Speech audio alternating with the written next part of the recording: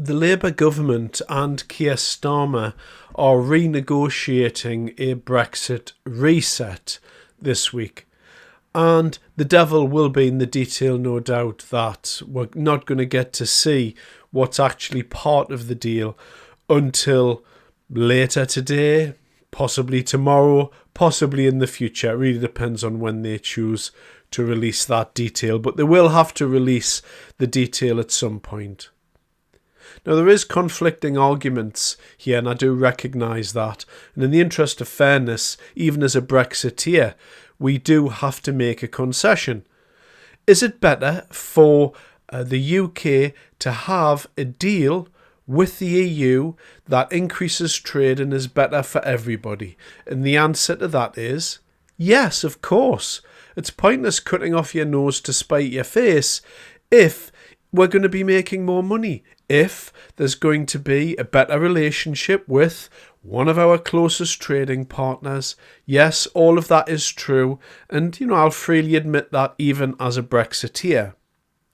However, what needs to be looked into here is at what cost, at what level of sovereignty are we giving up? In the deal that we made with India, with America, there were some concessions. Like, for instance, India, we allowed visas for Indian workers and not paying national insurance in this country, which a lot of people didn't like, neither did I. But that was the concession. In a trade deal, you make concessions.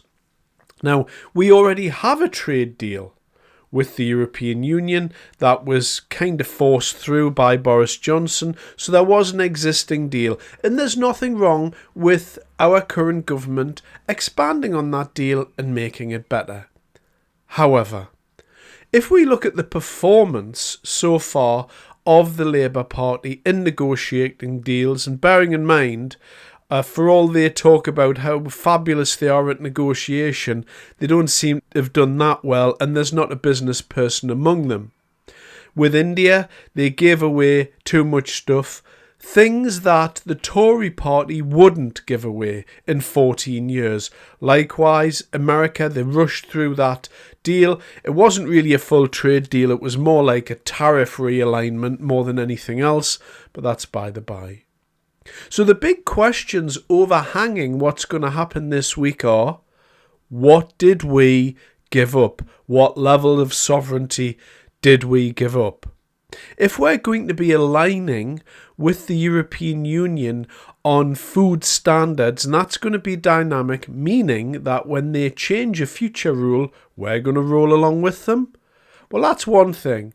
Does that allow us to go and make deals with everybody else? At what level is that dynamic realignment? With regard to the Defence Pact, what does this all mean?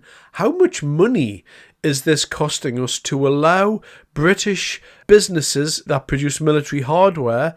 How much is it costing us to allow those people to bid on future contracts? And how much is it costing us to move further and further towards a European army? What does this Defence Pact mean? Does it mean, in fact, that the EU is now setting foreign policy for the United Kingdom? Because that doesn't sound very much like Brexit to me. The free movement for young Europeans, is there a cap on that? Are they going to say, look, you can't just all of you come over, there has to be a limit? And as I heard a Tory mention on the radio when I was in the car this morning, people like to think, oh, well, is this just a few young people coming across and working in bar jobs in London? Is that how it's going to work? And what's going to happen upon those people arriving here? Are they eligible to go on welfare on day one? What about healthcare when they arrive here? There's quite a lot of detail that we just have no clue about with regard to free movement. Is there going to be a cap, or is it, as people fear, going to be completely uncapped? Subsidising EU students at UK universities. How's that going to work? Is it just the taxpayer picking up the bill as part of this deal? How far is the ECJ, or European Court of Justice. What's their jurisdiction? Is it just across these food standards, or does it go a little bit further? Is this, in essence, just legality through the back door and total alignment with the EU? And what's going to happen to our fishermen? What's going to happen to our farmers as a result of this deal? There is a huge amount of detail that has not been released as yet, and it is going to be an interesting week to see what is being bartered away.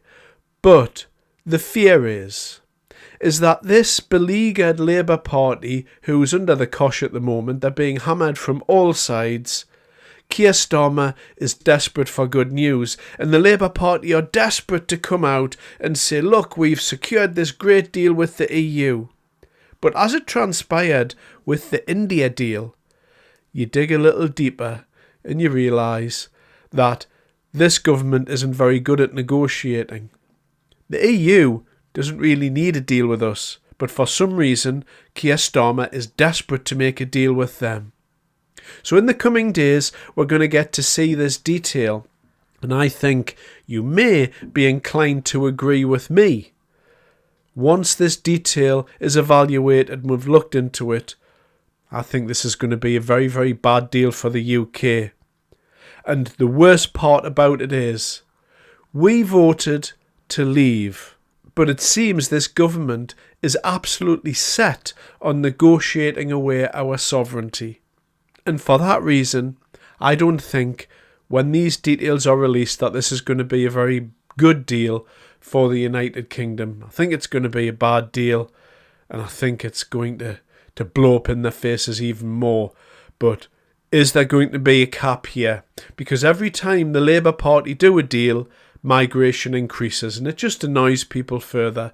And it looks, to all looking in, certainly from my side, from the Brexit side, that it's just another slide away from Brexit and, the world of the UK being a sovereign nation in itself.